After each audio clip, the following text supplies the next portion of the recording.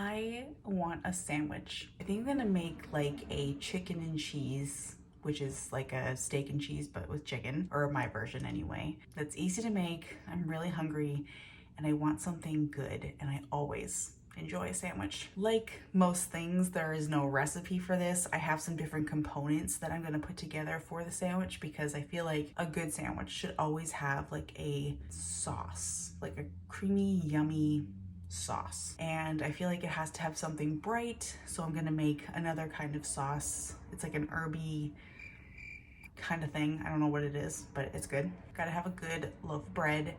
The bread that I wanted, I could not find. It'll have to do, but like, it looks good, so I think it's gonna be fine. It's gonna be meaty and cheesy, maybe a little bit of crunch with some onions. I really don't have any sort of plan for this. I'm just gonna kind of throw some things together. I know it's gonna be good because I make this sandwich very often. I'm gonna get started on my saucy components, and then we'll get over to the stove and cook that chicken and enjoy the sandwich. For my herby kind of sauce oil thing, I have no idea what to call it. It's gonna give a really nice tang to the sandwich and really a lot of brightness because I'm using Italian flat leaf parsley and I have a bunch of scallions here. I never have a recipe for this either.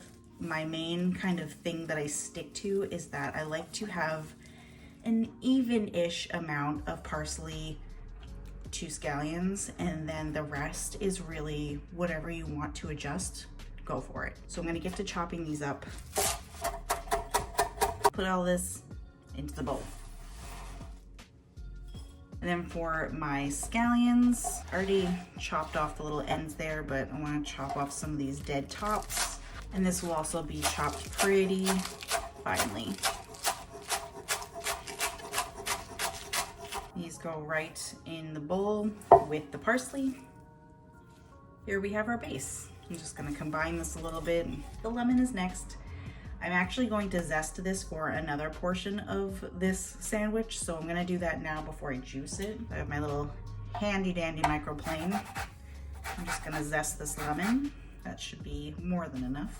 Now I'm just gonna give it a roll, get those juices flowing. This is where you can really play with it. I'm going to add lemon juice and olive oil in here. If you want it more tangy, add more lemon. And if you want it a little more soft and oily, just add more oil. I like to start with one lemon and work my way up from there. Olive oil, salt, and some pepper, and that's it. I'm gonna mix this up. When you first make this, it definitely feels like it's just like a bunch of kind of like rabbit food. But the more it sits, the more it kind of emits its own juices. I think the salt really helps with that. So I have to be careful in the very beginning not to put too much liquid in here because it really does get liquidy. I think it needs more lemon, as always. And these components will also really start to soften up. If you let this sit for like a day, it's perfection. I put this stuff on everything. It's really good on eggs. I'm just gonna let this sit over here while I do everything else, but this is what I like to start first. Next, I'm gonna make a little aioli, fancy mayo. So I'm just gonna put a little mayonnaise. This is gonna be my other kind of sauce component. This also does not have a recipe, sorry. It's just, you know, however you like it.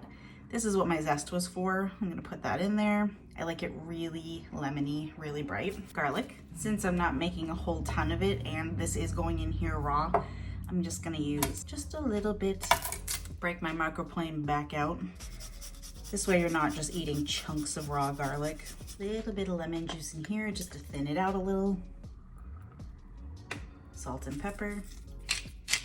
I don't know what I'm thinking, always using these little bowls, but like, I gotta get a grip. And just mix it all together.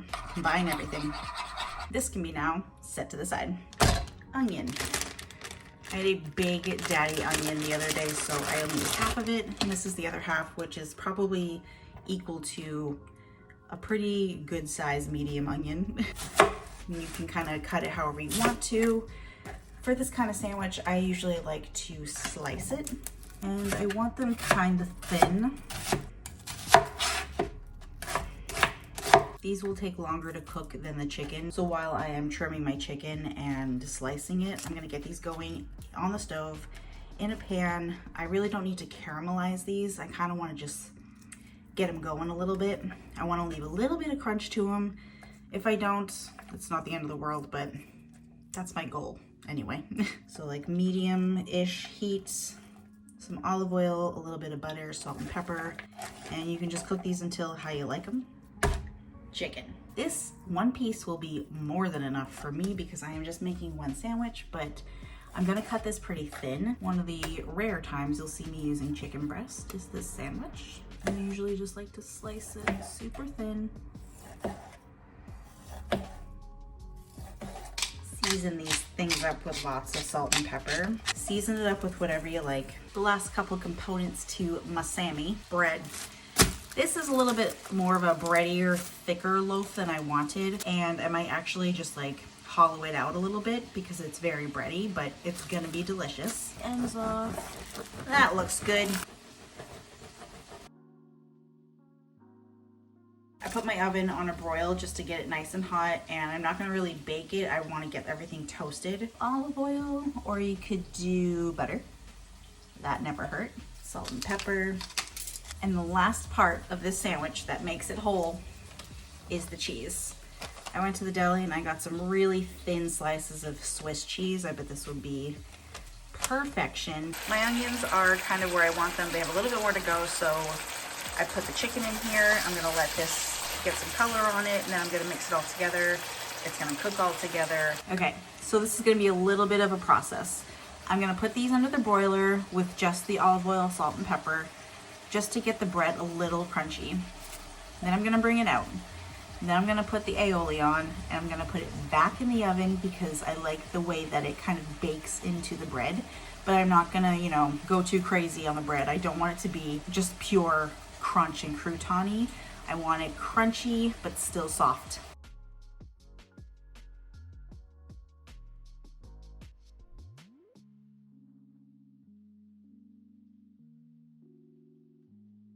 A little toast, nothing major. I just wanted to warm it through.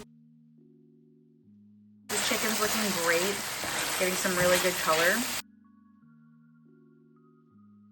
My chicken and onion mixture is done. Look at all of this color. Now I'm just gonna load it up. Don't be stingy.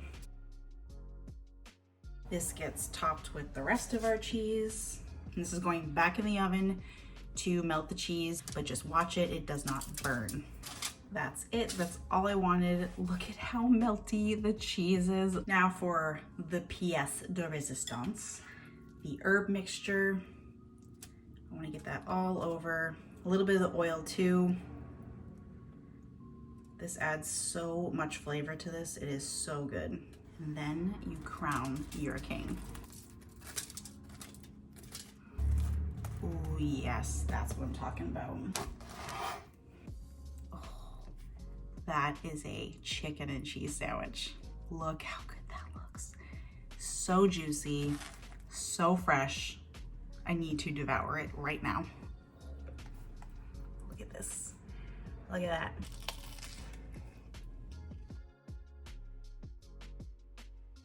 Oh yeah.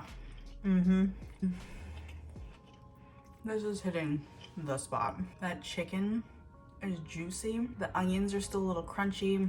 That herb mixture is so fresh and it's still a little crunchy. The cheese is so melty. And the aioli, everything is just so perfect. I feel like you would get this at a sandwich shop. That's it. And it's such an easy little meal to throw together. You should definitely try this. If you are a steak and cheese fan, try the chicken. Or you can do this with steak. That's what I do. I just interchange the meat sometimes, but it is perfect. Enjoy.